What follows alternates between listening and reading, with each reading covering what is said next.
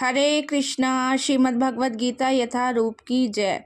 अध्याय 1 है कुरुक्षेत्र के युद्ध स्थल में सैन्य निरीक्षण।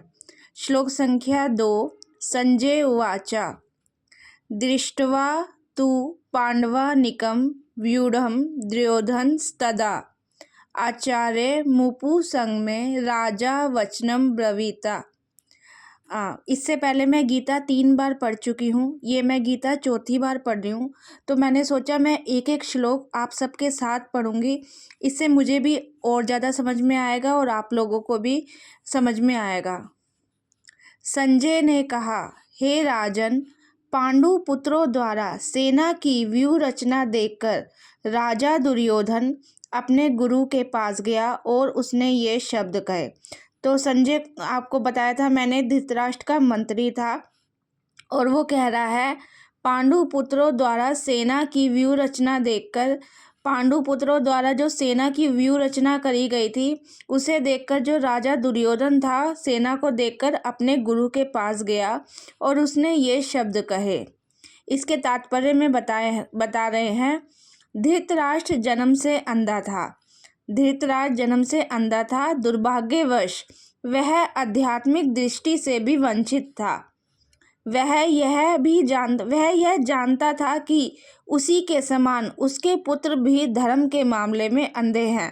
धृतराष्ट्र जानता था कि उसके पुत्र भी धर्म के मामले में अंधे हैं और उसे विश्वास था कि पांडवों के साथ कभी समझौता नहीं कर पाएंगे।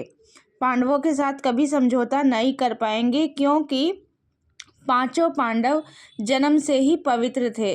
उसे ये विश्वास था धृतराष्ट्र को, और पांचों पांडव जन्म से ही पवित्र थे। फिर भी उसे तीर्थ स्थान के प्रभाव के विषय में संदेह था। कुरुक्षेत्र को तीर्थ स्थान बताया गया है यहाँ पर। इसीलिए युद्ध भूमि की स्थिति के विषय में उसके प्रश्न के मंतव्य को समझ गया। संजय जो था उसने प्रश्न किया था ना कि मेरे तथा पांडु के पुत्रों के बीच में क्या हुआ, तो इसीलिए संजय युद्ध भूमि की स्थिति के विषय में ना समझ गया था। अतः वह निराश राजा को प्रोत्साहित करना चाह रहा था। यानी जो संजय था वो धृतराष्ट्र को प्रोत्साहित करना चाह रहा था। उसने उसे विश्वास दिलाया कि उसके पुत्र पवित्र स्थान के प्रभाव में आकर किसी प्रकार का समझौता करने नहीं जा रहे। मतलब जो संजय है उसने ना धृतराष्ट्र को ये विश्वास दिलाया कि उसके पुत्रों ने कोई समझौता नहीं किया है, युद्ध अवश्य होगा। उसने राजा को बताया कि उसका पुत्र दुर्योधन पांडवों की सेना को देखकर तुरंत अपने सेनापति द्रोणाचार्य को वास्तविक स्थिति से अवगत कराने गया। यद्यपि दुर्योधन को राजा कहकर संबोधित किया गया है, तो भी स्थिति की गंभीरता के कारण उसे सेनापति के पास जाना पड़ा।